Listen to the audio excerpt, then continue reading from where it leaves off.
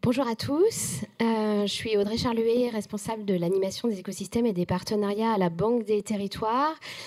Et nous sommes particulièrement ravis de vous accueillir aujourd'hui en présentiel et à distance pour fêter l'anniversaire d'Aquagir. Lancé ici même, c'est tout naturellement que nous voulions partager avec les partenaires du collectif nos succès de l'année écoulée au Hub des Territoires, qui est l'espace d'échange, de développement et de collaboration de la Banque des Territoires.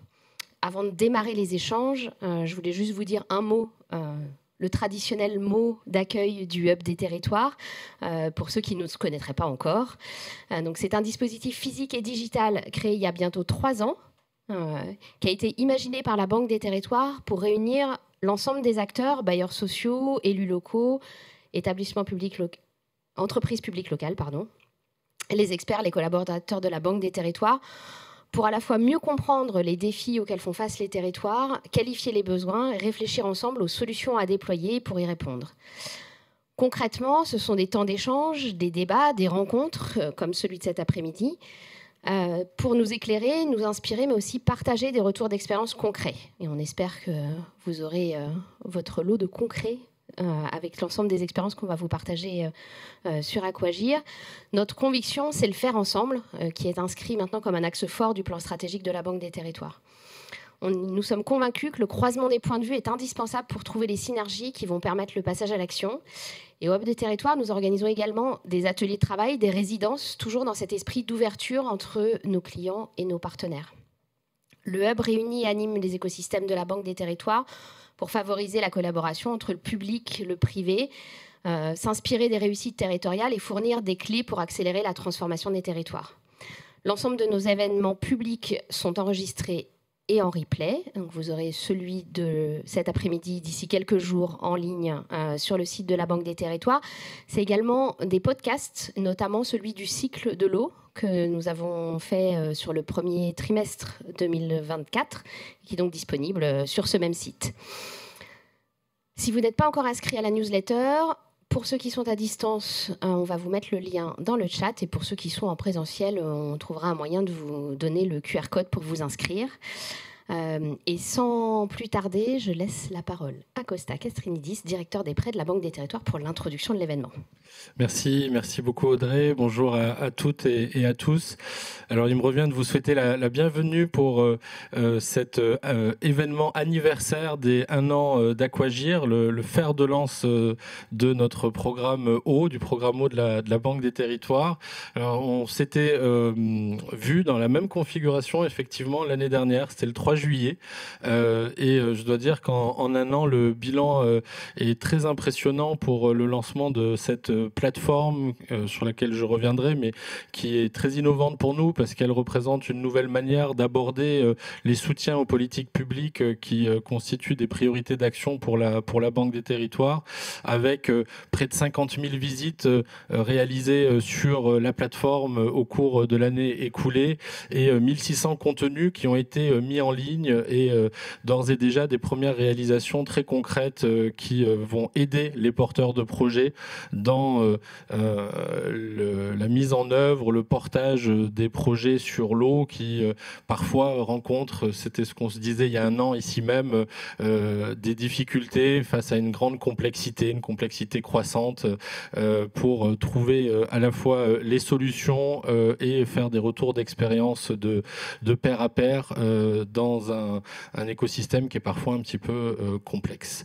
Alors la question de l'eau pour nous à la Banque des Territoires est une question qui figure dans les grandes priorités d'action de notre nouveau plan stratégique. Pour le rappeler ici, notre plan stratégique a 2 jambes, comme on aime à le dire. Tout d'abord la cohésion sociale et territoriale et ensuite la transformation écologique, avec une conviction très forte qu'incarnent les équipes de la Banque des Territoires au quotidien, que ce soit ici à Paris, mais aussi tous nos collègues en direction régionale, c'est qu'on a besoin des deux. On réussira à transformer et à avoir un pays plus vert et avec une meilleure prise en compte des enjeux environnementaux que si on parvient à préserver un modèle de cohésion sociale qui soit robuste. Et évidemment, la période à laquelle on se réunit dans l'entre-deux tours est aussi un signal qui montre que dans ces périodes d'incertitude et d'instabilité, les acteurs opérationnels, les acteurs de terrain continuent à agir pour travailler aux vrais sujets qui sont ceux des territoires. Et l'eau est un sujet qu'on a vu augmenter dans les priorités et les préoccupations de nos partenaires et clients, que sont les collectivités locales au fil des années. On intervenait initialement plutôt comme financeur et progressivement on a souhaité étendre notre manière d'intervenir pour aider les collectivités locales, être en accompagnement des porteurs de projets et mobiliser l'ensemble de nos partenaires pour pouvoir apporter un accompagnement plus efficace et favoriser l'émergence des projets sur le territoire. Et donc pour démarrer cette séquence, je voulais dire un mot plus particulier à l'ensemble des équipes et des partenaires qui nous soutiennent depuis le début du lancement de notre programme eau et de cette belle plateforme qui est Aquagir. Je pense qu'ensemble, nous avons réussi à concevoir un dispositif qui crée de la valeur et ce dispositif, on va le voir, a beaucoup de projets et encore d'ambitions au cours des prochains mois et des prochaines années.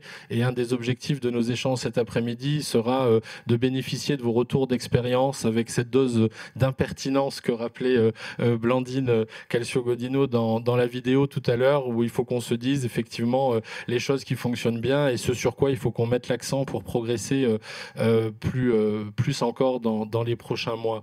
La question de l'eau aujourd'hui, elle soulève un certain nombre de défis avec une problématique accrue dans la mesure où ces défis sont à adresser de manière concomitante.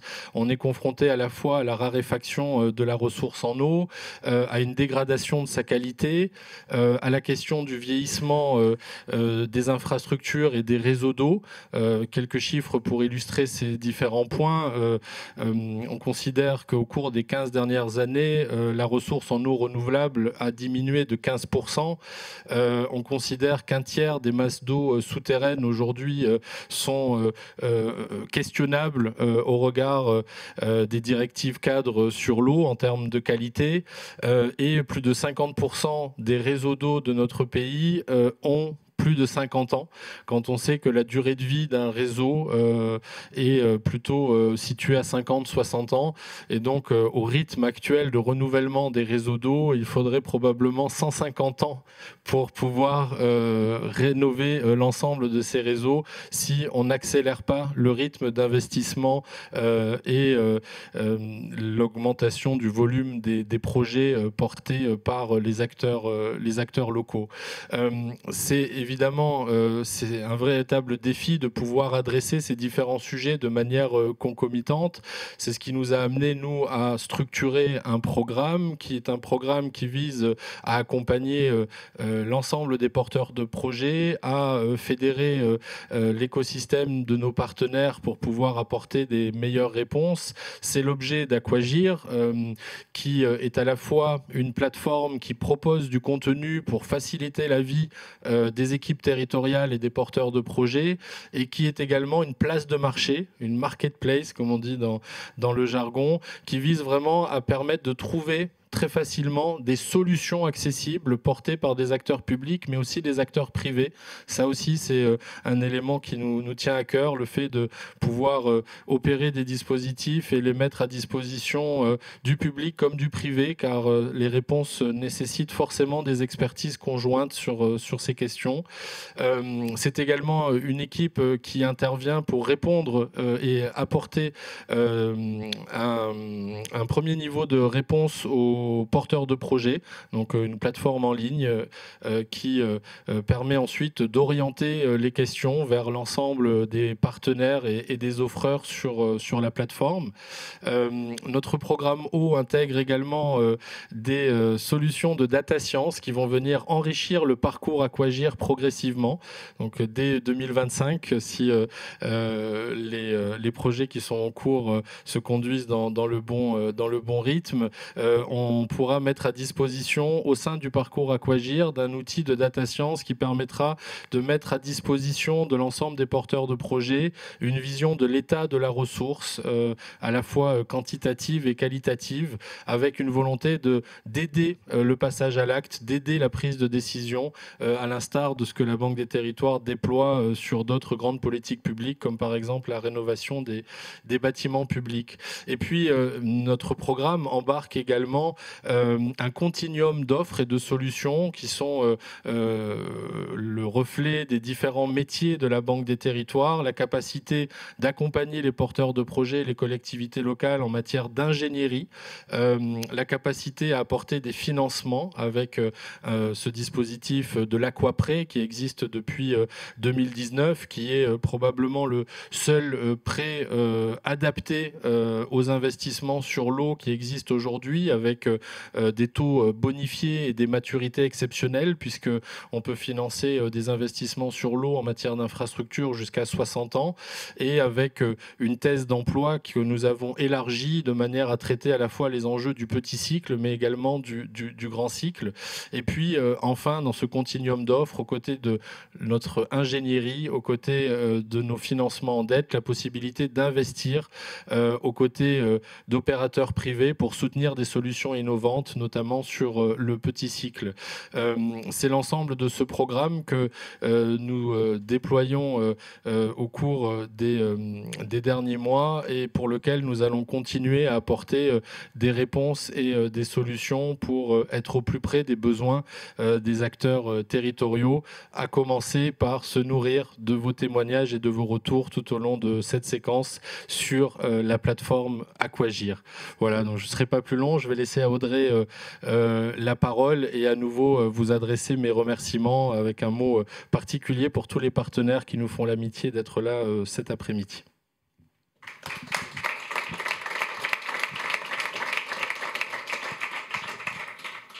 Merci beaucoup Costa. Et alors deuxième presque surprise de cet après-midi, on a le plaisir d'accueillir pour l'introduction et son expertise Charlène Descolonges, donc que je représente pour ceux qui ne la connaîtraient pas. C'est un peu comme le hub des territoires. Charlène qui est hydrologue, auteure et conférencière. Merci du coup d'être venue, d'autant que tu étais déjà là au lancement il y a 1 an. Et donc ça nous fait très plaisir que tu puisses partager avec nous ce moment. La première question que j'ai envie de te poser, c'est 1 an après, est-ce qu'il y a déjà des transformations visibles, toi qui as fait une bonne partie du Tour de France, voire plusieurs fois le Tour de France dans cette année écoulée, et quelles sont un peu les actualités que tu as pu voir dans l'année passée? Ça fait longtemps que je n'ai pas parlé à un micro.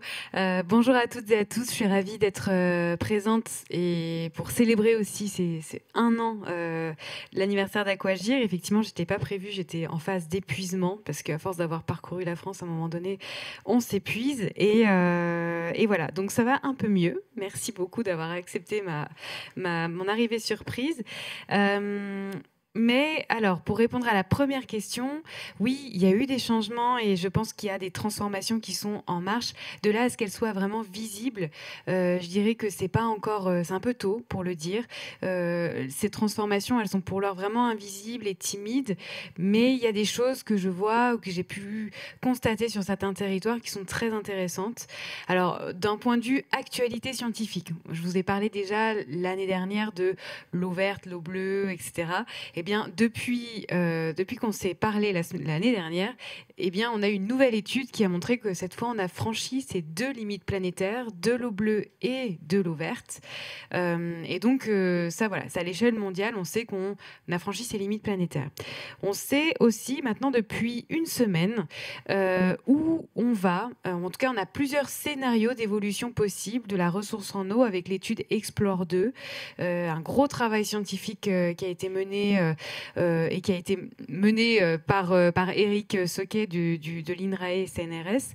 Et donc, on a aujourd'hui plusieurs simulations des grandes tendances qui se dessinent, mais qui, sont pas, je veux dire, c'est pas nouveau voilà, il y a rien de nouveau. On sait déjà vers quoi on va, c'est-à-dire une intensification des phénomènes hydrologiques, une intensification des étiages, des sécheresses, une baisse de la recharge des nappes, une augmentation de l'évapotranspiration. Donc, on sait que ça va s'empirer, qu'on n'est qu'au début de ces grands bouleversements hydrologiques et que plus on va vers des trajectoires à plus 4 degrés, c'est le scénario qui a été retenu par les scientifiques.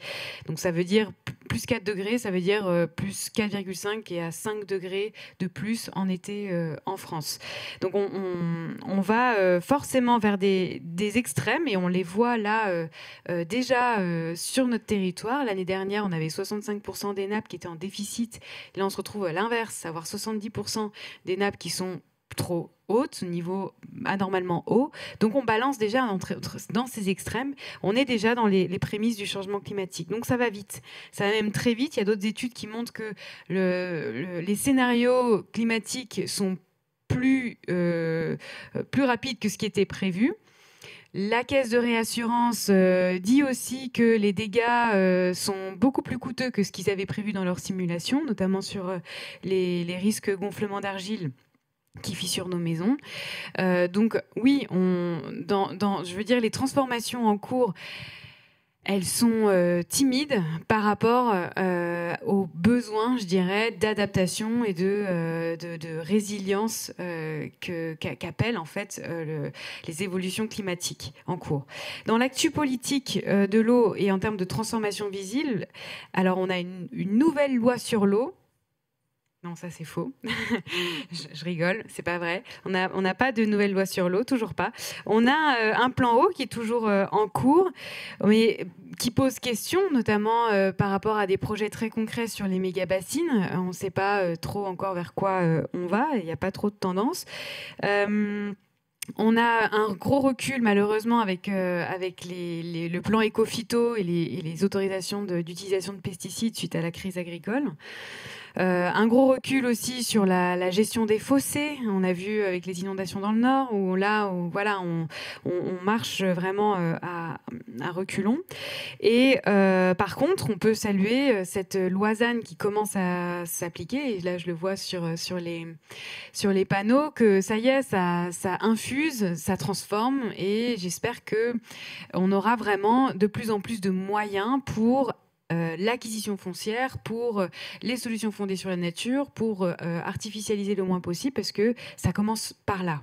Et donc je terminerai là-dessus sur, on va dire, cette connaissance scientifique qui s'étoffe sur la question de l'eau verte. Et il y a de plus en plus d'études qui montrent le lien entre le changement de couverture et d'usage d'un sol et les cycles hydrologiques. Donc c'est vraiment de plus en plus avéré que plus on va vers ces solutions fondées sur la nature, plus on préserve une bonne qualité d'un sol avec des solutions fondées sur la nature, les zones humides, la gestion forestière, la gestion des terres agricoles, plus on ralentit ce cycle de l'eau, plus on régénère les hydrosystèmes et plus on s'adapte finalement à ce climat qui se détracte.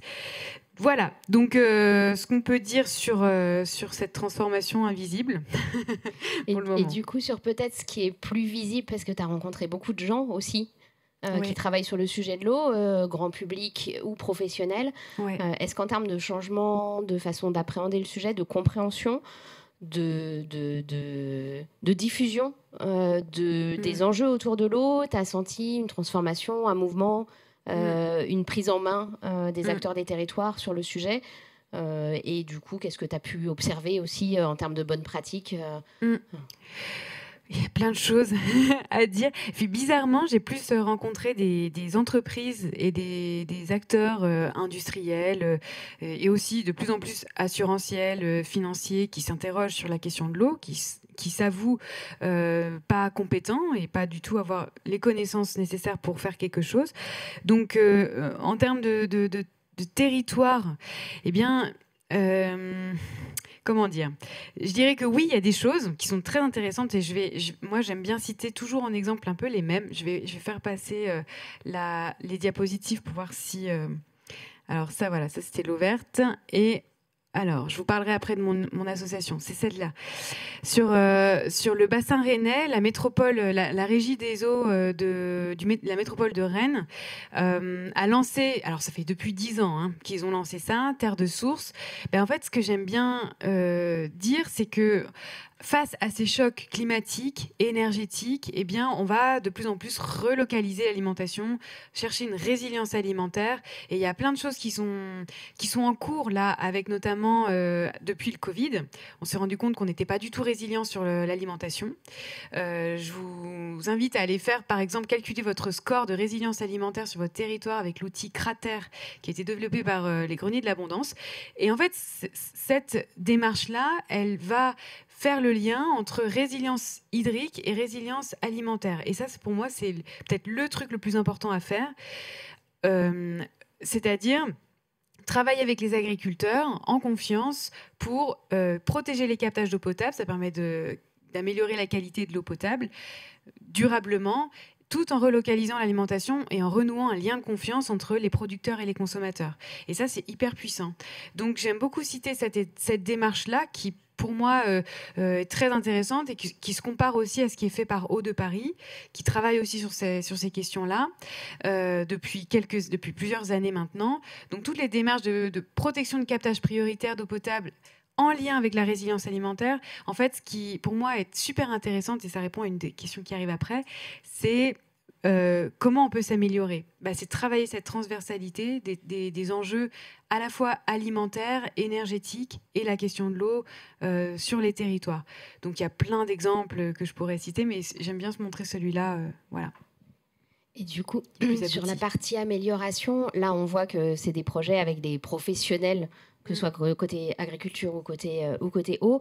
Il y a aussi la question de l'éducation du grand public et de la sensibilisation. Et dans le grand public, je mets aussi une partie des élus qui sont peut-être un peu moins encore sensibilisés sur l'eau, parce qu'on sait qu'il y en a quelques-uns qui sont plus loin du sujet. Est-ce que tu vois aussi des pistes d'amélioration ou des choses que tu aurais vues dans les territoires qui seraient intéressantes à essaimer ? Sur la formation des élus, par exemple. Formation, sensibilisation, oui, élus ou grand public, parce qu'on se dit que plus le grand public est sensibilisé, plus il aura, je ne sais pas si on a le droit de dire ça, mais tendance à voter pour des gens qui proposent des choses sur le sujet. C'est ça. Ça fait la transition.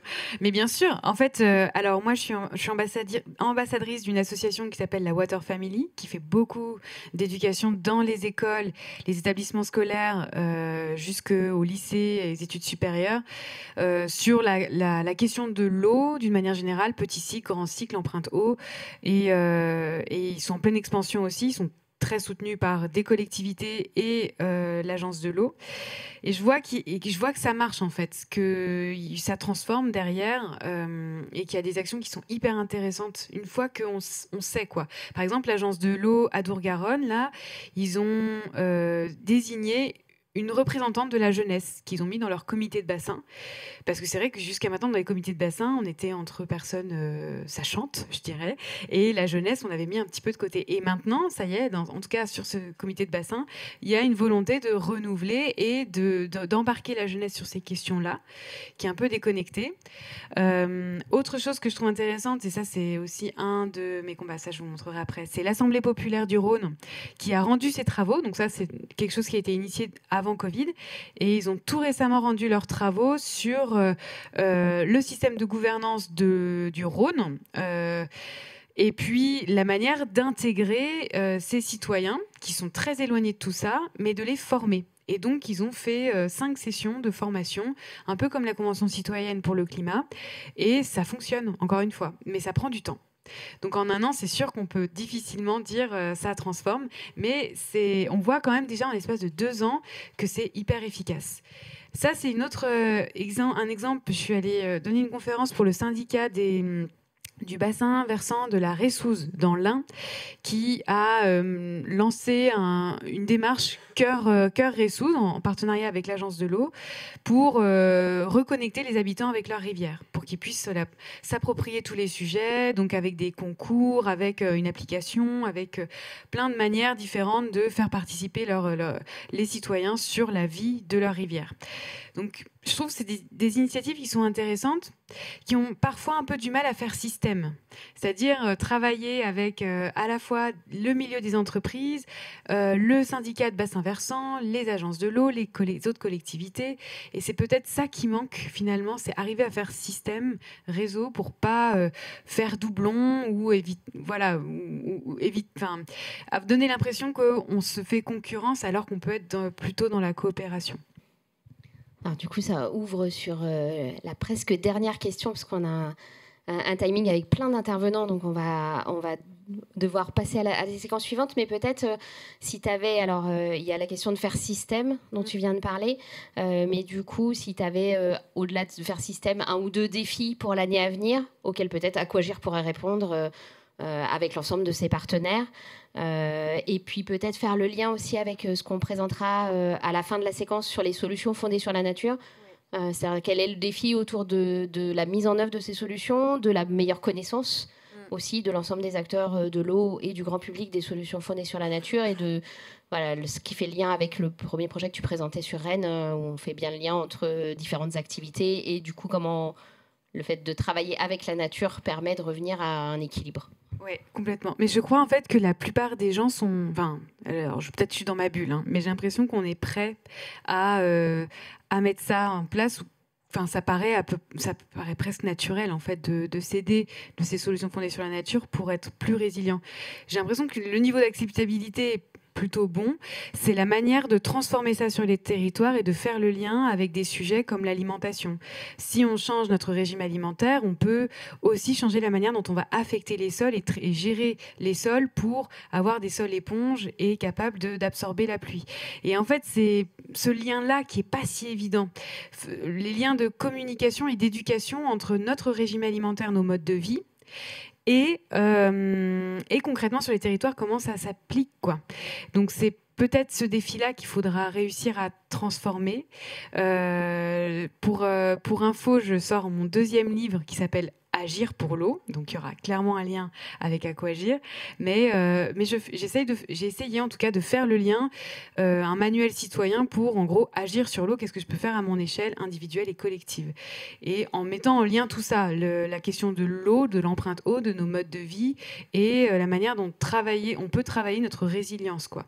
Donc pour répondre simplement à la question, c'est pas simple, mais les défis, surtout avec ces changements politiques à venir, ça va être, je pense, de résister et de continuer et garder le cap à mettre en place tout ça avec patience, pédagogie, confiance, et je pense que ça paiera forcément. Alors moi, je peux que applaudir, parce que travailler sur les écosystèmes, c'est la base de ce que je fais tous les jours. Donc on est très contents, et en plus, ça fait vraiment écho à ce qu'on a essayé de mettre en place dans Aquagir. Et du coup, on va pouvoir passer à la 2e séquence de cet après-midi, animée par Pavlina Novotny, avec l'ensemble des intervenants.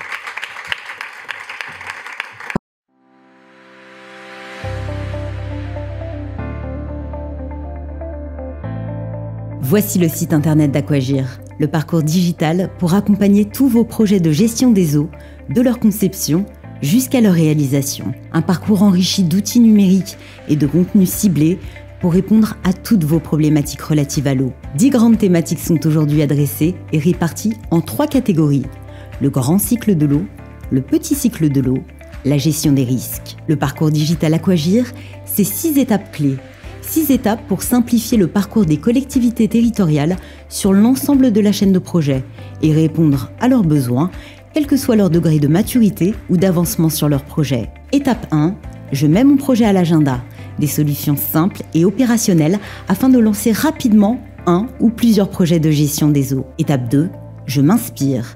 Des retours d'expériences variés et territorialisés pour nourrir votre projet et partager entre pairs. Étape 3, je monte en compétences pour mieux appréhender les connaissances techniques nécessaires à votre projet. Étape 4, je fais les diagnostics et je planifie pour adapter votre projet aux spécificités de votre territoire, associer les habitants de votre commune aux décisions, répondre aux contraintes administratives. Étape 5, financement, pour identifier les offres et les aides disponibles sur votre territoire et monter le financement de votre projet. Enfin, l'étape 6, je mets en œuvre vous permet d'identifier et de contacter facilement et rapidement les offreurs inscrits sur la place de marché Aquagir. Pour ne rien manquer de l'actualité du secteur, retrouvez notre agenda qui recense tous les événements sur la thématique eau. Et notez bien qu'à toutes les étapes de votre projet, vous pouvez demander à Aquagir de vous accompagner. Aquagir mobilise tous les membres du collectif ainsi que l'ensemble des partenaires acteurs de l'écosystème pour vous répondre le plus rapidement possible. Le collectif Aquagir a besoin de vous. Rejoignez-nous et contribuez au collectif sur aquagir.fr.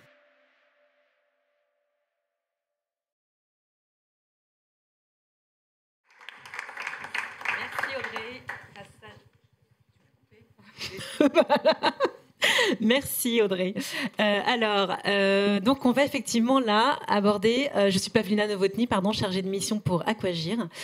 Et là je vous propose de raconter cette première année Aquagir par ceux qui l'ont fait à nos côtés, nos partenaires, qui sont tous présents aujourd'hui. On en est vraiment ravis, qui sont venus pour la plupart accompagnés de collectivités, d'établissements publics territoriaux. Alors j'invite à me rejoindre tout de suite Thierry Boutilly, Florence Domas, Hervé Gaborio et Yvan Kédage, s'il vous plaît. Allez, ne soyez pas timides.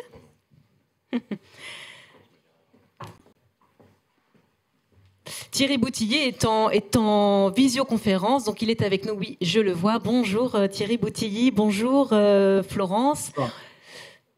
Oui, c'est bon, vous nous entendez. Je vais commencer donc avec vous deux. Florence Domas, donc vous êtes directrice du Cercle français de l'eau, et Thierry Boutilly, directeur des services techniques de la communauté d'agglomération de Chauny-Tergnier-Laferre. On va parler ensemble de ce fameux kit de sensibilisation aux enjeux de l'eau, et on va commencer par une petite vidéo en introduction. Aquagir est un parcours d'accompagnement pour l'ensemble des collectivités territoriales afin de faciliter le passage à l'action sur la gestion de l'eau. Le kit de sensibilisation est un outil qui donne à tout élu les basiques des enjeux de l'eau. L'eau est un sujet complexe, technique, scientifique et politique. C'est aussi un sujet très documenté, voire trop. Et c'est aussi un sujet qui concerne de très nombreux acteurs, car chaque territoire a ses spécificités au niveau local. Les élus ont besoin d'outils qui leur permettent de rentrer rapidement au cœur du sujet. Le kit de sensibilisation s'adresse donc à eux, pour mieux conduire les politiques de l'eau à l'échelle locale. Le kit de sensibilisation prend la forme d'un dossier composé d'un mode d'emploi qui explique le détail de chaque outil et définit les mots-clés inhérents au sujet de l'eau. De 6 fiches pratiques qui permettent de mieux connaître la gestion de l'eau sur son territoire, et d'un grand poster afin de comprendre le cycle de l'eau, les usages et les perturbations que cela peut générer. La gestion de l'eau est un enjeu collectif. Et pour une gestion efficace, il est essentiel que les acteurs du bassin travaillent ensemble. Ce kit a été conçu pour mieux comprendre le cadre général, la complexité des compétences et les enjeux de l'eau. Le kit est un objet à destination des élus et de tous les acteurs locaux. C'est un outil pour favoriser le dialogue, la collaboration et l'émergence d'une vision partagée. Et l'eau est une ressource qui dépend de la qualité de ce dialogue entre les différentes parties prenantes du territoire. Vous pouvez commander gratuitement une version imprimée ou une version numérique du kit sur le site aquagir.fr. C'est le moment d'agir, alors contribuez au collectif sur aquagir.fr. Florence, alors donc on vient de le voir très vite avec cette petite vidéo, mais est-ce que vous pouvez nous présenter avec vos mots à vous et votre regard à vous de directrice du Cercle français de l'eau, qu'est-ce que c'est que ce kit de sensibilisation aux enjeux de l'eau ? Ouais, c'était déjà assez bien présenté, et en plus c'était visuel, mais effectivement, en tout cas, c'est un outil à destination des décideurs et des élus et de leurs services techniques aussi, pour essayer de mieux comprendre en tout cas ce qu'on appelle cycle de l'eau, comment justement il se forme en tout cas sur un bassin versant, c'est quoi un bassin versant, et puis d'arriver à savoir qui fait quoi et qui est responsable de quoi, en justement montrant aussi quels sont les politiques publiques qui s'appliquent sur notre territoire, quelles sont les collectivités, enfin les compétences des collectivités, pour essayer d'y voir un petit peu plus clair. Donc voilà. Est-ce qu'il existait déjà, est-ce qu'il existe aussi au présent des outils similaires ? Alors, Charlène l'a dit tout à l'heure, il existe sur beaucoup de bassins versants et beaucoup de territoires des mallettes pédagogiques, mais qui vont être davantage, en tout cas, à l'attention de scolaires, d'un public plutôt scolaire, voire même d'ailleurs d'acteurs de l'eau. Moi, je sais qu'il y a certains bassins versants qui ont développé des outils aussi, des espèces de jeux, justement, entre acteurs pour essayer de comprendre, en tout cas, qui fait quoi. Mais là, c'était vraiment à l'attention des élus et de leur service pour vraiment qu'ils s'approprient davantage cet enjeu et cette problématique sur leur territoire, et surtout aussi qu'ils arrivent à voir en tout cas quelles sont les politiques publiques qu'ils peuvent mener en tout cas sur cette thématique. Alors c'était le fruit d'un travail collectif. Est-ce que vous pouvez nous raconter comment il a été élaboré ? Alors, c'est exactement, en tout cas, on va dire, ça vient vraiment du collectif Aquagir, c'est-à-dire que ça a été, c'est issu, en tout cas, d'une volonté de ce collectif des six membres fondateurs d'Aquagir, justement, d'apporter une expertise, d'apporter un outil pour justement ces élus des collectivités territoriales. Et on a travaillé donc tous ensemble. On a travaillé aussi à partir donc de sources disponibles sur Internet, parce qu'on ne partait pas de rien quand même, et puis de tout ce que les organismes de recherche aussi ont mis en place. Donc là, je pense à l'INRAE, je pense à l'OFB, et puis on a essayé de concaténer tout ça avec justement un prestataire donc, qui accompagne la Banque des Territoires et le collectif Aquagir dans cette prestation, et pour justement avoir un outil qui puisse être expérimenté auprès des territoires, auprès des élus, auprès des services, et essayer d'améliorer à chaque fois ce kit pour qu'il soit en tout cas le plus largement, enfin en tout cas qui réponde aux attentes des territoires en termes de pédagogie.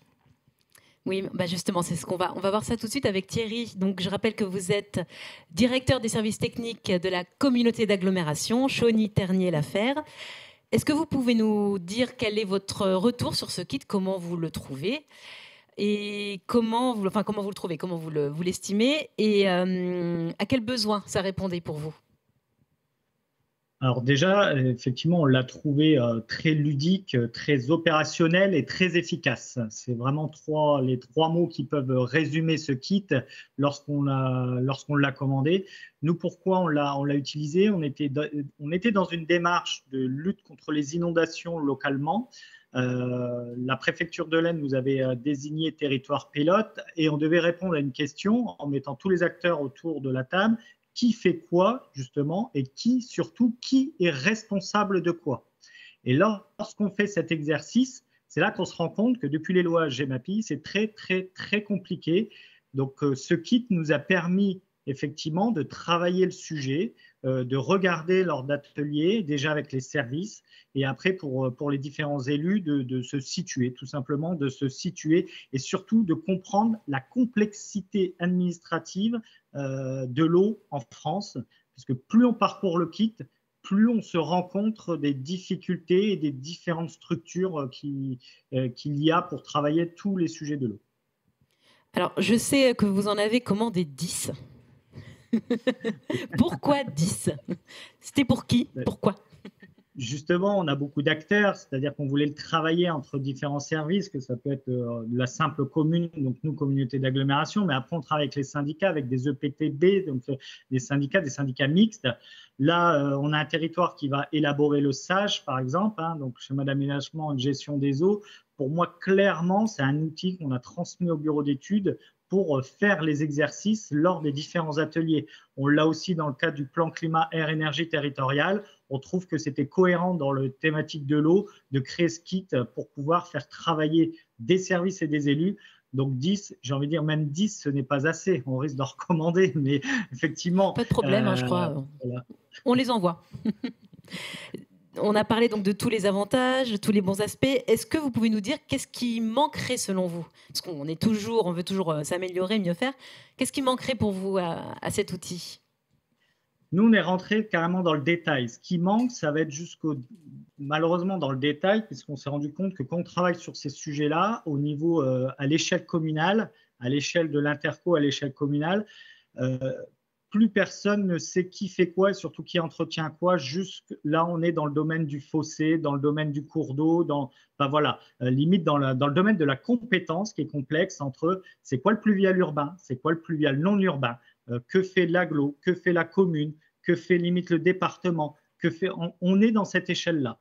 Donc, effectivement, s'il manque un petit peu, ça serait de clarifier, on va dire, jusque ce volet-là, puisque c'est ce qui pose problème. On l'a vu, nous, on a nos voisins du Nord-Pas-de-Calais qui nous ont appelés justement parce ils ont des soucis justement de clarification qui fait quoi, jusqu'au monde agricole, qui ne sait plus se retrouver en disant à la question que j'entendais tout à l'heure, qui entretient les fossés? Mais c'est quoi un fossé en fait? Et donc, voilà, sur ce point-là, je pense qu'il pourrait y avoir un petit détail parce que c'est le quotidien de nos élus locaux, on travaille pour nos élus, et où nos élus sont un peu perdus dans ce qui fait quoi et qui est responsable de quoi. Florence, est-ce qu'il y aurait des pistes d'amélioration, comme on dit, pour vous? Tout le reste va très bien. Alors oui, justement, en le testant et en l'expérimentant auprès des territoires, on voit en fait que cet outil peut mettre en lumière certains manquements de la loi. Justement, M. Boutilly parle très justement de tout ce qui est ruissellement, de tout ce qui est érosion des sols. On voit qu'il n'y a pas de compétences qui existent, que les collectivités se demandent qui doit être responsable justement de cette compétence, enfin des actions à mener en tout cas pour limiter le ruissellement et limiter l'érosion des sols. Donc l'amélioration, c'est aussi nous en termes de gouvernance, d'arriver en tout cas à voir comment on peut utiliser ces retours d'expérience, nous, pour travailler en tout cas à l'échelle nationale pour peut-être aussi modifier les lois. Mais après, l'amélioration de ce kit de sensibilisation, ce kit en tout cas, il y a d'autres pans qui sont prévus sur tout ce qui est risque, je ne sais plus trop à quoi penser, mais je sais qu'il y a plein de pans de cartographie qui sont encore prévus et qui vont dépendre en tout cas de la demande et des attentes des collectivités territoriales, en tout cas pour les prioriser. Mais oui, il y a des améliorations et après c'est les collectivités territoriales qui vont nous dire quoi améliorer sur ce kit. Merci beaucoup à tous les deux. Je vous propose de passer à la séquence sur la place de marché. Donc une place de marché sur Aquagir qui permet de mettre à disposition, en contact, des offreurs, des entreprises avec des collectivités afin de leur permettre de mener à bien leurs projets. Nous avons pour en parler Yvan Kédage, directeur général Aquavallée, et Hervé Gaborio, directeur pôle Dream Eau et Milieu. Est-ce que vous pouvez tout d'abord, Yvan, nous dire nous dire quel est comment est née cette idée de place de marché? Écoutez, oui, avec grand plaisir. En tout cas, on est très heureux de pouvoir apporter ce témoignage. C'est une place de marché, donc un marché, il faut des clients et puis il faut des producteurs. Alors nous, on est plutôt côté producteurs et on rassemble dans nos écosystèmes, bien entendu, des entreprises et des laboratoires de recherche qui co-développent des solutions. Et puis on travaille, alors pas qu'au niveau territoriaux, puisque nous, on est représentants également d'écosystèmes territoriaux, mais au niveau national, avec l'ensemble des acteurs de la filière de l'eau, notamment dans le cadre de la structuration du Conseil national de l'industrie. Alors je vais passer un petit peu de terminologie, mais voilà, il y avait un groupe de travail sur les éco-entreprises à un moment donné qui s'est dit mais comment rapprocher nos très petites entreprises perdues au fin fond de nos territoires ruraux avec une collectivité qui a besoin d'une solution. Et donc on a imaginé effectivement le besoin ce qu'on appelait à l'époque une plateforme. Cette plateforme, elle s'est traduite lorsqu'il y a eu le premier tour des contrats de filière et contrats stratégiques de filière en 2021 par une volonté, en 2018 pardon, par une volonté de mettre en place une plateforme numérique qui permette justement de pouvoir apporter le plus facilement possible l'accès à l'information. Sauf que derrière une plateforme numérique, une plateforme digitale, qui était née des besoins exprimés lors des assises de l'eau et de tout ce travail qui avait été fait justement sur aujourd'hui, qu'est-ce qu'il faut faire pour aller faire progresser les services d'eau et d'assainissement, pour aller faire progresser la lutte contre les fuites, etc. On s'est dit, derrière une plateforme, il y a un modèle économique. Le modèle économique, on ne l'avait pas. Et un jour, le modèle économique, il est arrivé presque sur un plateau. C'est l'initiative de la Banque des Territoires, parce que derrière, effectivement, et vous le savez très bien, hein, je me permets de faire un peu de pub, c'est quand même 7 ou 8 ETP à temps plein, donc personnes à temps plein, et puis des ressources financières qui vont aider à la mise en œuvre, à la structuration de cette plateforme. Et nous, voilà, c'est un petit peu l'historique. On a tous la même idée, puis après, il faut la transformer. Donc il y a un temps pour tout. Là, on est dans le temps de la transformation et du développement. Alors, comment ce dispositif, qui était effectivement vraiment nouveau, a-t-il été accueilli dans vos réseaux? Quels sont les retours que vous avez pu avoir et constater? J'aurais tendance à dire que c'est facile, welcome, welcome. Mais derrière, effectivement, savoir un pôle de compétitivité, c'est quoi? C'est des écosystèmes qui sont territorialisés. On a parlé de territoire, c'est important. Nous, on regroupe 4 territoires, hein, entre le Grand Est, le Centre Val-de-Loire, le Provençal-Côte d'Azur et l'Occitanie. Territoires qui ont des particularités, mais qui ont aussi des écosystèmes qui sont à la fois académiques, donc les scientifiques qui développent la recherche, qui développent la connaissance, des entreprises qui développent des solutions. Ensemble, ils co-développent des innovations. Et derrière, justement, le fait d'avoir une possibilité à la fois de mettre en avant à la fois leurs solutions, mais également leurs innovations, et de les confronter aux besoins des usagers. Donc, c'est les clients du marché qui sont à la fois les acteurs industriels et les collectivités, de pouvoir porter à connaissance quelles solutions, quelles sont les innovations que l'on a pu développer et qui peuvent répondre à votre besoin. Hervé.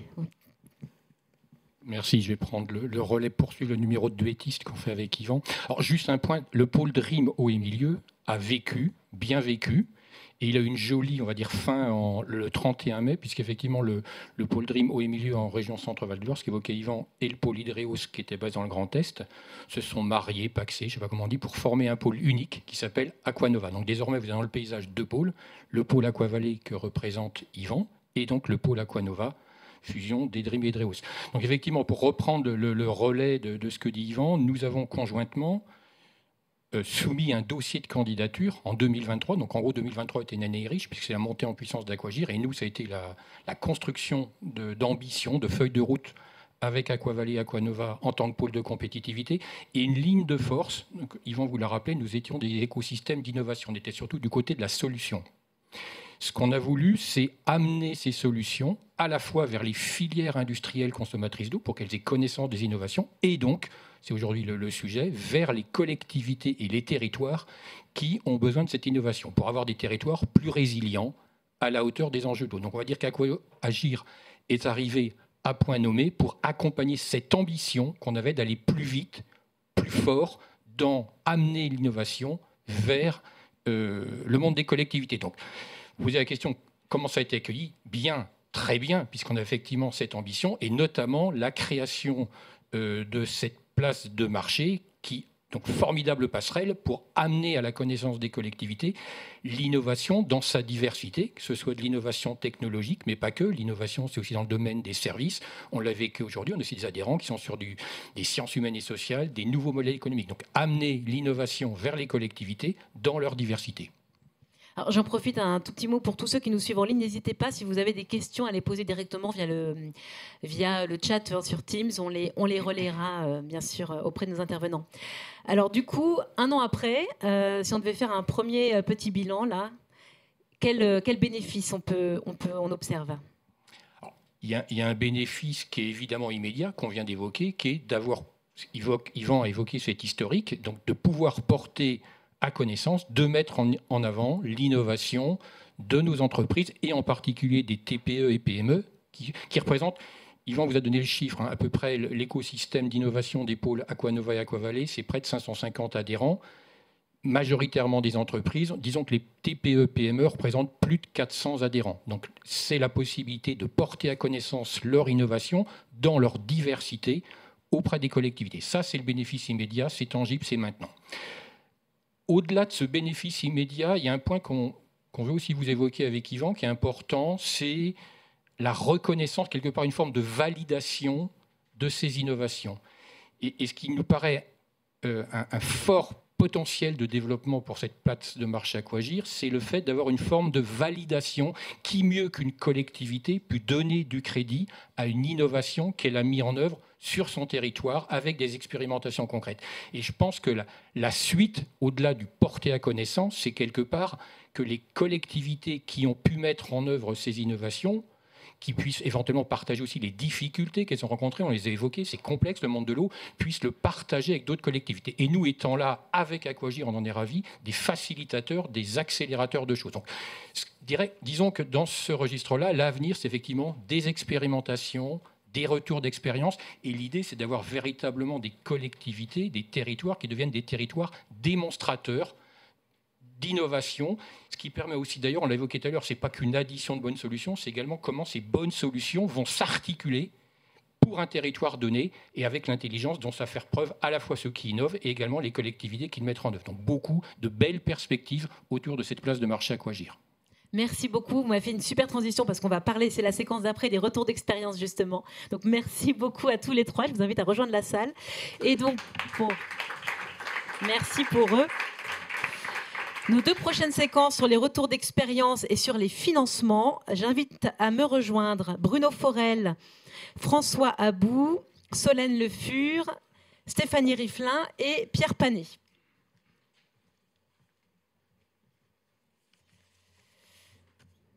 Oui. Bonjour, je vais commencer avec vous deux justement parce qu'on va parler donc de les retours d'expérience sur Aquagir.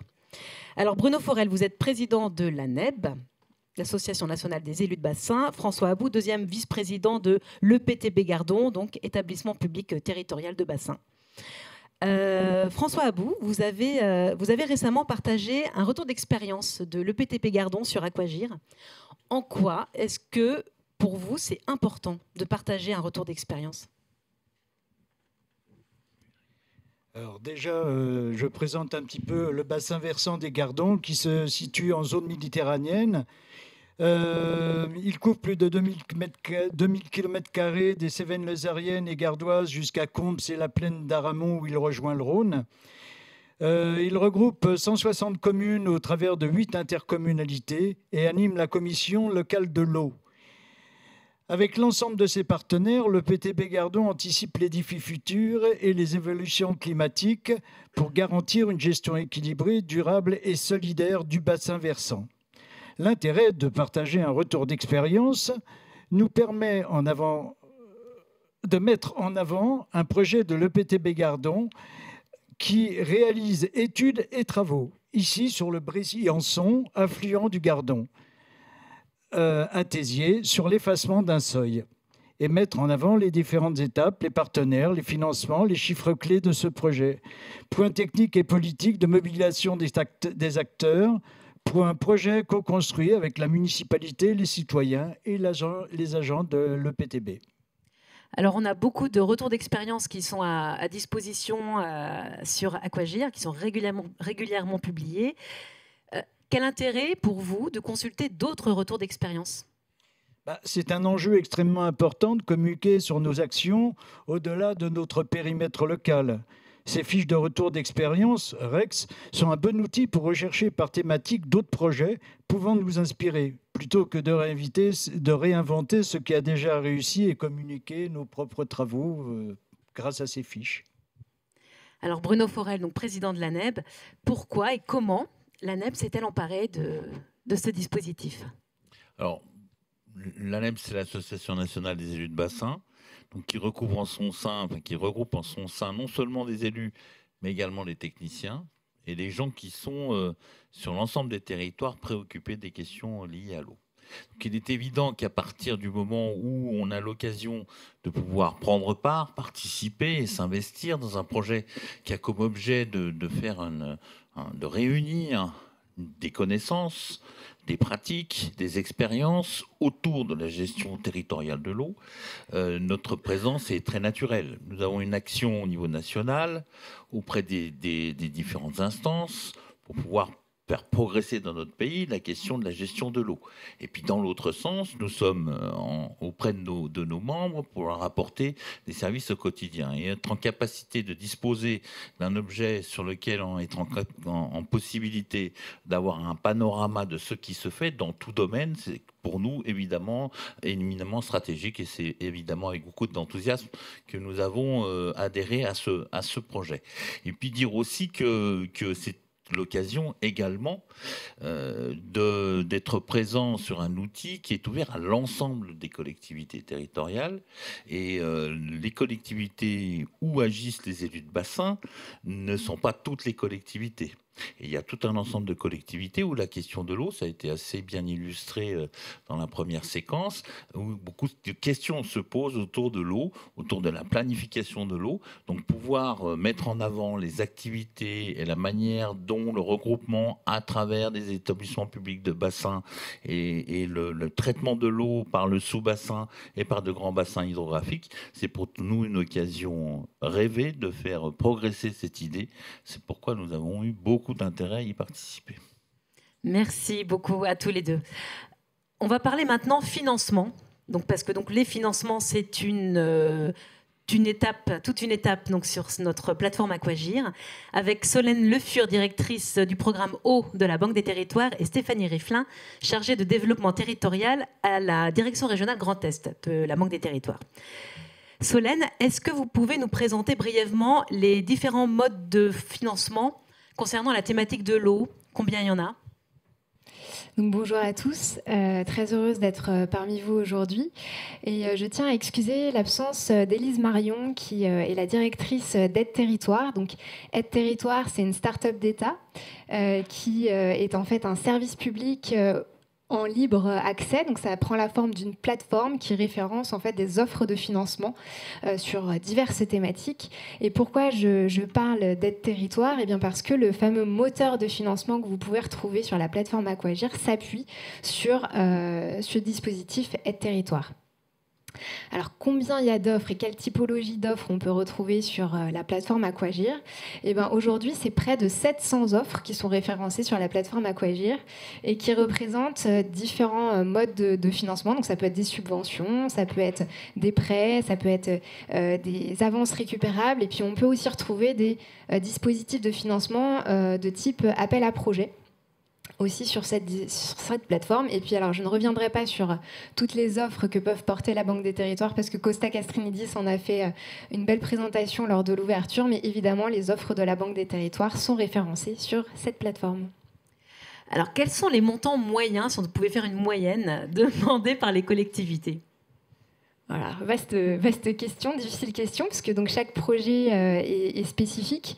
Et puis, du coup, les moyens financiers sollicités par les collectivités sont très variables. Donc, effectivement, si une collectivité a besoin des fois d'appui en ingénierie, ça peut être autour de quelques milliers d'euros. Et parfois, sur des gros investissements, sur des grosses infrastructures de type des usines d'assainissement, ça peut se chiffrer en plusieurs centaines de millions d'euros.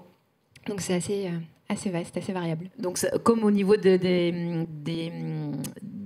interventions, enfin, on est plutôt en termes de durée, on est sur des interventions court terme, moyen terme, long terme. On est sur tout ça à la fois, parce que quand on a des besoins en ingénierie, ça peut être très serré dans le temps. Et puis quand on va financer des investissements, évidemment, on va plutôt réfléchir ces investissements sur du long terme. Et dans le domaine de l'eau, les infrastructures de l'eau sont plutôt des infrastructures durables et de long terme. Et d'ailleurs, l'offre en prêt de la Banque des Territoires s'adosse à la durée de vie de ces infrastructures, avec des durées de prêt qui vont de 25 à 60 ans pour ce qui est de l'aquaprêt. Stéphanie, on trouvait que c'était intéressant de vous écouter parce que vous, donc DR Grand Est, Direction Régionale Grand Est, vous avez été mise en contact directement avec une collectivité grâce, si je puis dire, à Aquagir. Est-ce que vous pouvez nous raconter cette expérience ? Oui, bien sûr, oui, je suis ravie de pouvoir partager cette expérience aujourd'hui parce que je suis convaincue que le récit de cette expérience permet de démontrer toute la force d'accompagnement des partenaires lorsque l'information circule concrètement et directement.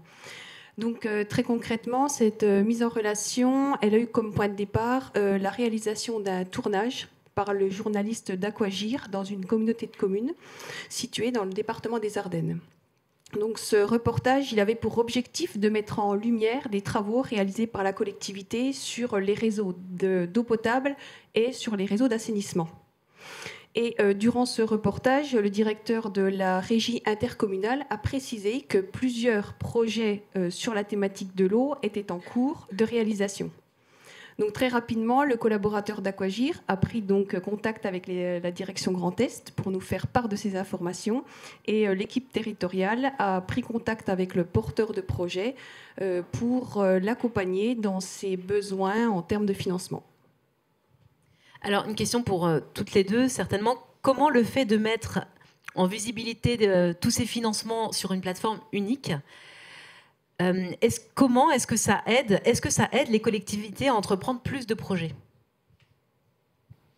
Je pense qu'il faudrait peut-être poser la question aux collectivités directement.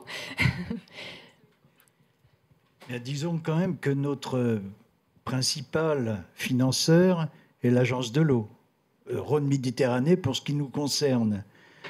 On monte les projets avec surtout ce financement, des fois un petit peu de région, un petit peu d'Europe, un petit peu du département, c'est rare, mais ça peut arriver. Mais effectivement, on travaille très peu avec des emprunts, sauf pour des très gros projets, en attendant que les subventions reviennent. Mais ce sont souvent des petites lignes bancaires que l'on rembourse rapidement dès que les subventions arrivent. Solène, du coup, ouais, en complément, peut-être, merci beaucoup, Monsieur Abou, pour ce témoignage.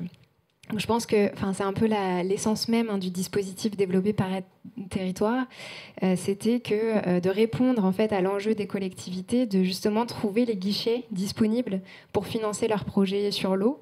Et en l'occurrence, c'est ce qu'Aquagir permet à travers ce premier filtre qui est la thématique de l'eau, c'est de les aider à trouver les guichets disponibles pour financer leurs projets sur l'eau. Et évidemment, il y a plusieurs filtres qui sont associés aux moteurs de recherche pour aider les collectivités à cibler encore plus les œuvres de financement qui vont répondre à leurs besoins en fonction de leur localisation, de la nature de leur projet, etc.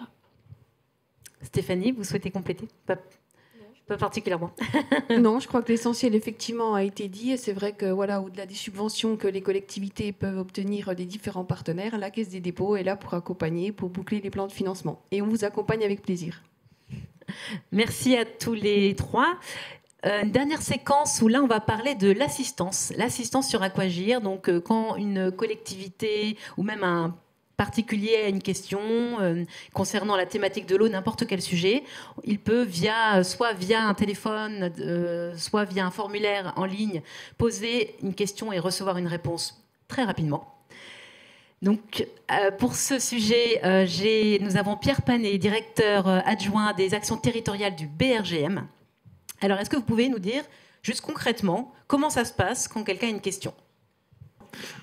Concrètement, la question est redescendue à l'ensemble des membres du comité Aquagir, et en particulier des membres experts, pour pouvoir apporter une réponse. Donc, en fonction du type de question, soit on peut répondre directement, ça peut être des questions simples, et on permet d'apporter une réponse directement à la personne qui interroge, soit on va renvoyer vers les personnes adéquates, puisque parfois le tissu finalement expert dans le domaine de l'eau n'est pas bien connu, notamment des élus, et ça permet de renvoyer vers la personne adéquate, l'organisme adéquat, que ce soit dans le domaine public ou dans le domaine privé d'ailleurs, pour qu'il puisse apporter une réponse adaptée aux demandeurs. Quelles sont les demandes ou les sujets qui reviennent le plus souvent ? Alors, comme vous m'avez posé la question, j'avais pas forcément d'idées préconçues, donc j'ai repris l'ensemble des interrogations qui nous sont parvenues. Il se dégage 3 grands types de questions qui reviennent. La première, c'est des interrogations, je serais tenté de dire parfois effrayées, de collectivités souvent petites dans le cadre de transfert de compétences. Parce que finalement, c'est un milieu, c'est des compétences qui sont assez peu connues, et les plus petites collectivités n'ont pas forcément les compétences adaptées pour répondre à toutes les problématiques liées au grand cycle de l'eau, pour faire simple. Donc le premier type d'interrogation, c'est ça. Celles qui reviennent le plus souvent sont en lien direct avec l'aménagement du territoire. Là, dans ces cas-là, on a deux cas, soit en lien direct avec les réseaux, comment on fait des plans de réseau, comment on fait des canalisations, enfin comment on change les canalisations, notamment dans des conditions compliquées. Par exemple, on a eu une canalisation vieillissante sous un réseau SNCF. Voilà, ça fait partie des cas très concrets sur lesquels on reçoit des questions. Et toujours en lien avec l'aménagement du territoire, les autres questions sont plutôt en lien avec l'aménagement urbain. Souvent avec l'infiltration des eaux pluviales. Comment on infiltre les eaux pluviales, puisque maintenant c'est obligatoire de réinfiltrer une partie des eaux pluviales. Comment on inclut des noues, par exemple. Comment on désimperméabilise nos milieux urbains. D'ailleurs, je trouve ces questions intéressantes parce que toutes changent un petit peu de paradigme. On va vers de moins en moins d'imperméabilisation, de plus en plus de désimperméabilisation. Et tout ça montre une prise de conscience quand même de l'ensemble des élus du territoire. Et le troisième type d'interrogation, ce sont des interrogations plus long terme. Sur l'impact du changement climatique qui arrive maintenant comme type de question. Et ça, c'est très intéressant. On pourrait y revenir après. Et aussi vers des solutions. Quelles sont les solutions alternatives? En particulier, on a eu des questions concernant la réutilisation d'eau usée, puisqu'on le voit de toute façon, notamment dans les territoires du sud de la France, mais pas que. Les 2 dernières années ont montré qu'on manquait d'eau, tout simplement. Et même si la meilleure des réponses, c'est l'économie de l'eau, certains élus s'interrogent sur comment on continue quand même à s'assurer d'avoir le minimum vital en termes d'eau, que ce soit évidemment pour l'alimentation en eau potable, mais aussi pour faire vivre nos industries ou notre agriculture, pour les agricultures qui ont besoin d'irrigation. Alors, même exercice que j'ai demandé à certains des intervenants, au moment où on va souffler la première bougie d'Aquagir, quel bilan on peut faire de tout ça? Le bilan qu'on en fait déjà, c'est qu'il y a beaucoup de besoins. Donc rien qu'en ça, le collectif Aquagir, il apporte des réponses là où il n'y en a pas toujours, pour répondre à ces besoins dans le domaine de l'eau. Parce que, comme je vous l'ai dit, les collectivités, en particulier les plus petites, parce que les grosses sont déjà structurées, mais les petites collectivités souvent sont perdues finalement face aux problématiques du grand cycle de l'eau. Et puis face à ce qui se présente devant nous, c'est-à-dire que notamment le dérèglement climatique, tous les changements globaux étaient perceptibles des scientifiques par les mesures qui étaient prises ces derniers temps. Ça a été dit un petit peu en introduction. Mais aujourd'hui, elles sont perceptibles par tout le monde. C'est-à-dire qu'il y a des territoires où, clairement, le manque d'eau, il est criant, où la sécheresse des sols, elle est criante. Alors, on a tous en tête les Pyrénées-Orientales, puisque ça fait 3 ans maintenant qu'ils sont en sécheresse majeure. Mais tout ça, c'est ce qu'on en retire. Moi, le message que je voudrais passer derrière ça, quand même, c'est que ce qu'on en retire aussi, c'est qu'il y a beaucoup de questions qui sont sur des demandes directes et court terme. Ce qui est compréhensible, les citoyens, les élus, ils ont besoin de réponses concrètes et court-termistes parce qu'il faut montrer qu'on fait quelque chose et puis il faut faire quelque chose pour avancer. Mais je serais tenté de dire qu'il n'y a pas de recette miracle dans une bonne gestion à long terme de la ressource en eau. Il est nécessaire de bien connaître nos milieux, de bien connaître nos usages et surtout de bien connaître l'évolution des milieux et l'évolution des usages en contexte de changement climatique. Parce que les meilleures réponses à apporter sur le long terme, elles partiront par une bonne scénarisation. Enfin, le point de départ, ce sera de bien scénariser l'évolution des usages et l'évolution des milieux en contexte de changement climatique. Tout ça, on modélise très bien et ça permettra d'apporter les meilleures réponses en politique publique de l'eau sur le long terme et de faire les meilleurs investissements aussi, parce que ça coûte très cher, ne serait-ce que de tirer une canalisation. Enfin, 1 kilomètre de canalisation, ça doit coûter entre 500 000 et 1 million d'euros.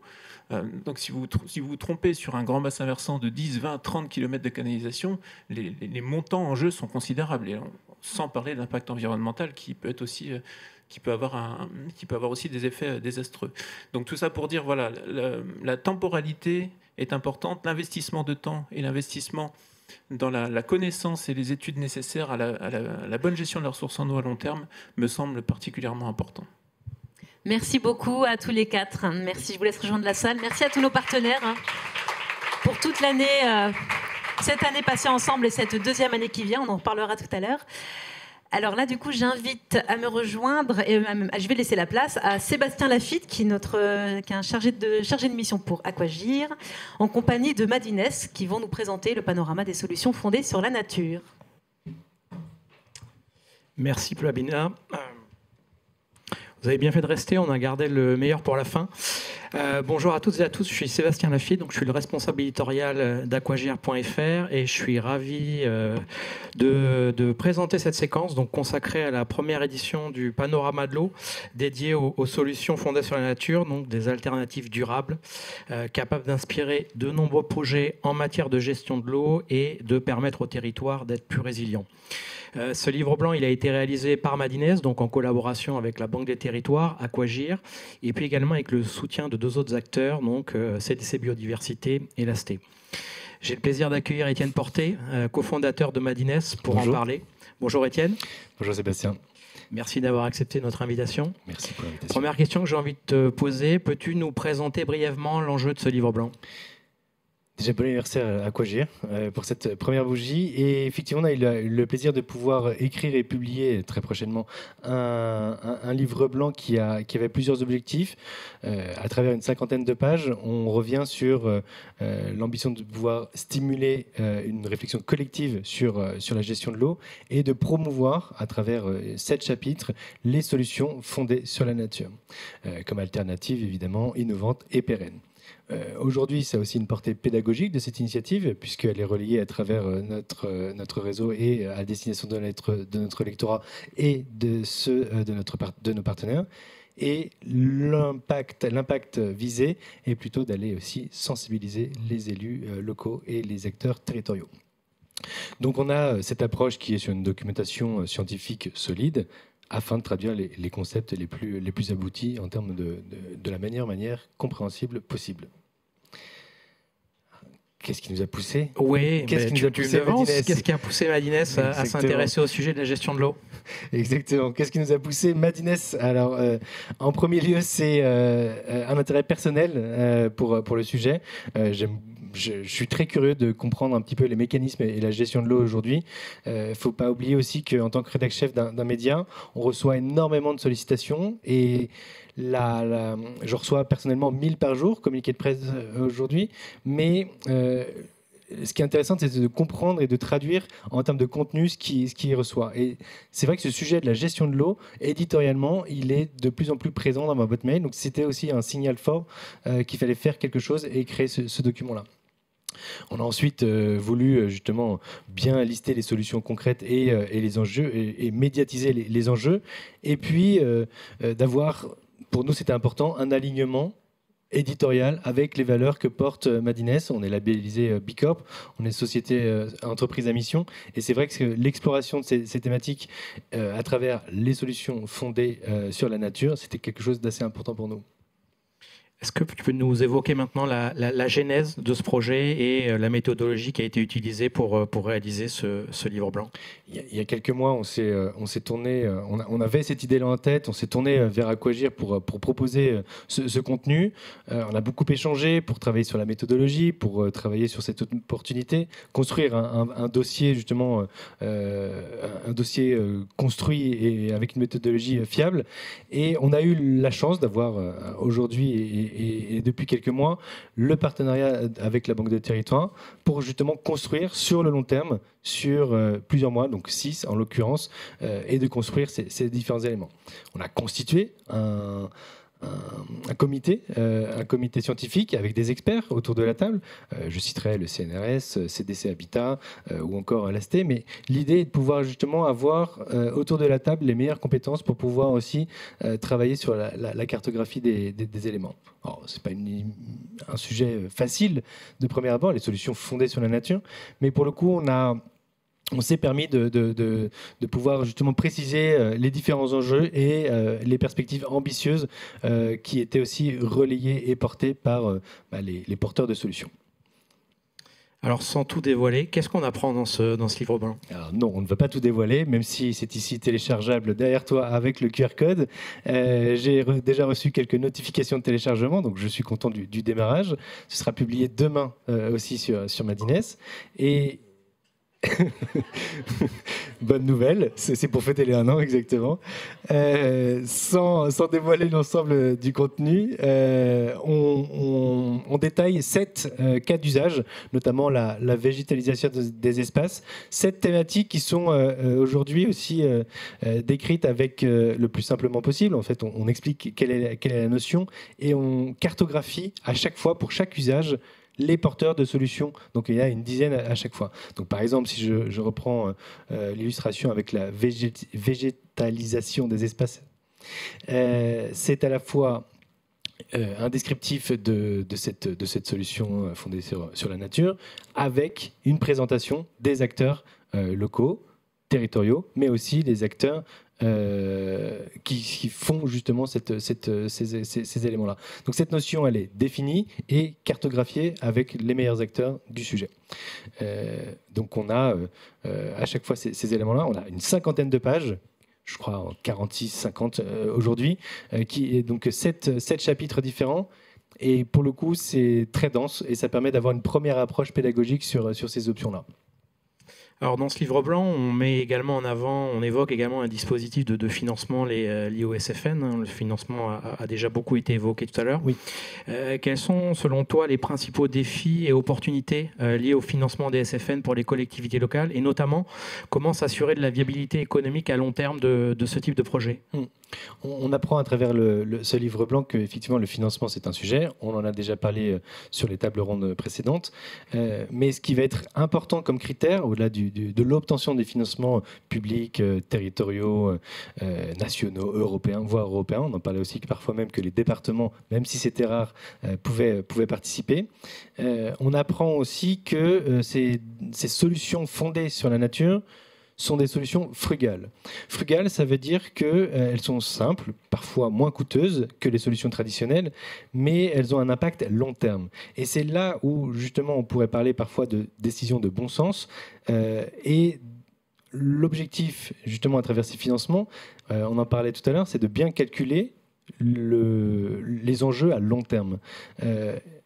Par rapport au coût global. On parlait tout à l'heure du prix d'un kilomètre d'installation. C'est vrai que si on se trompe, ça peut faire une facture assez lourde. Aujourd'hui, avec les solutions fondées sur la nature, ce qui est intéressant, c'est d'avoir justement, évidemment, il y a un coût global qui est important, mais le coût et l'impact financier au long terme est de plus en plus intéressant. Et c'est ça que justement on pourra retrouver à travers ces 7 chapitres. Et donc pour terminer, quelles sont les perspectives futures de ce livre blanc ? Les prochaines étapes ? Alors, les prochaines étapes, alors on lance la publication, on le publie, on va essayer aussi de comprendre les retours des lecteurs. Alors, on aime beaucoup chez Madines le courrier des lecteurs. Parfois, ça offre justement des beaux retours d'expérience sur les lectures qui sont faites.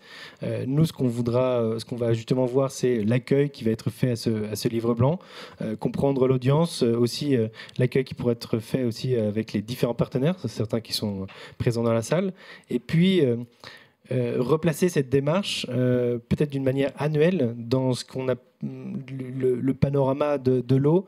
Cette année, on l'a fait sur les solutions fondées sur la nature, mais l'intérêt d'avoir des retours de la part des lecteurs après cette publication, c'est aussi de travailler sur un autre angle qui pourrait être évoqué l'année prochaine ou dans les prochains mois, parce que je crois que ça peut aller très très vite en fonction des retours. Et ça, c'est pour le coup très intéressant. Donc nous, ce livre blanc de cette année, on le voit comme un premier chapitre.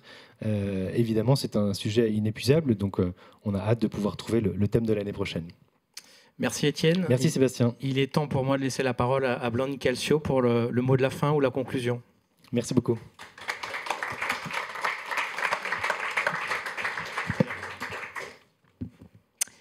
Merci à tous. Ça va pas être simple de conclure parce que les interventions étaient de très grande qualité. Et je dirais qu'un élément essentiel à retenir et qui a été évoqué ici, notamment encore un grand merci dans l'introduction de Charlène, c'est la nécessité aujourd'hui de changer notre rapport à l'eau.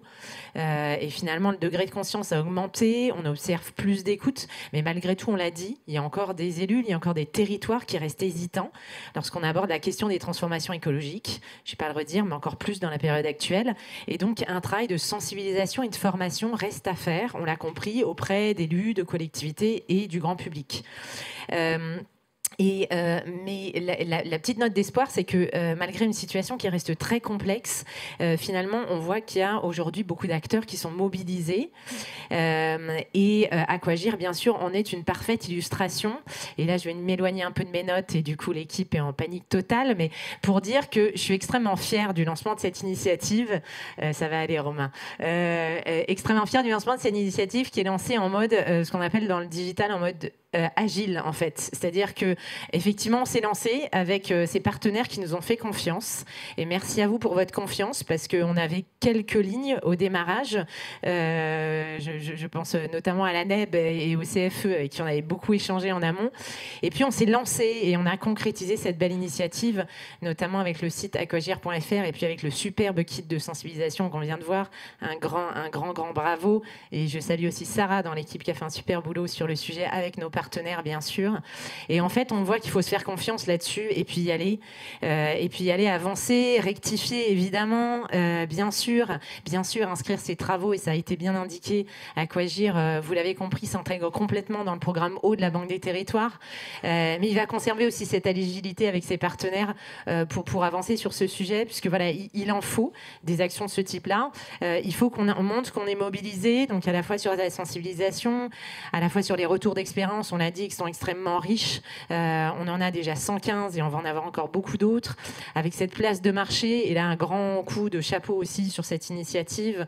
On ne dit pas assez, mais les places de marché, comme on les appelle, B2B, c'est-à-dire qui mettent en relation en fait des professionnels et par exemple des collectivités ici avec des acteurs du marché. C'est quand même une grande première, il faut se le dire aussi. C'est-à-dire que c'est très peu réalisé, quel que soit le marché. On parle avec beaucoup d'acteurs, beaucoup de marchés différents qui n'ont rien à voir. J'ai échangé avec L'Oréal, avec Vivendi, avec plein d'autres acteurs qui en fait ont des difficultés à mettre en place sur leur propre marché. Et donc bravo pour cette mise en place, également pour cette collaboration avec Aide Territoire. Et effectivement, Solène l'a indiqué, ils ne peuvent pas être présents avec nous ce soir, mais en tout cas, on forme une belle collaboration sur ce sujet, justement, de l'accompagnement sur le financement. Et puis on va continuer, bien sûr, puisqu'on entame aujourd'hui, et c'est ça qu'il faut regarder, cette deuxième année avec Aquagir et avec nos partenaires historiques. Donc, je les recite, l'ANEB, le BRGM, le Cercle français de l'eau, les pôles de compétitivité de l'eau, l'Union des industriels de l'eau. Et donc, on a déjà engagé beaucoup d'actions avec eux, mais aussi des collaborations avec d'autres contributeurs clés. Bien évidemment, les agences de l'eau, ça va encore monter en puissance, on l'espère, mais également avec le CEREMA, avec l'ADEME, avec l'ASTE, avec le CEPRI, avec Amorce, avec d'autres associations d'élus, pour amplifier encore ce mouvement. Et ça, c'est mon autre grande thématique pour ceux qui me connaissent bien. Au-delà de l'engagement pour la transition écologique, c'est l'engagement pour le faire ensemble. Je pense que c'est un bon message qu'on peut avoir encore plus dans la période actuelle. C'est surtout de continuer collectivement à avoir ces engagements et de porter, d'inscrire en fait cette trajectoire et de l'imposer finalement cette trajectoire. On ne peut plus attendre, on ne doit plus attendre. Donc on doit continuer en fait en collectif à défendre ce sujet, ces sujets, notamment celui de l'eau. Et donc on aura dans la suite des très beaux développements. Et on l'a dit notamment aussi, on va enrichir Aquagir encore avec des nouveaux outils, notamment celui porté par la Banque des Territoires sur le sujet de la ressource en eau. On va enrichir avec d'autres outils pédagogiques et bien sûr avec cette dynamique collective. Donc je l'avais dit au lancement, je le redis, rejoignez-nous, tous les acteurs qui travaillent sur le sujet de l'eau, qu'ils soient publics ou privés, rejoignez cette dynamique qu'on essaye vraiment de mettre en œuvre et en marche concrètement. Et donc voilà, il ne me reste plus qu'à vous dire un grand merci pour tous ces travaux déjà menés et pour la suite. Et je vous invite, enfin plutôt ceux qui sont en présentiel, à un petit cocktail. On a déjà entendu un bouchon sauter. Voilà, merci à tous.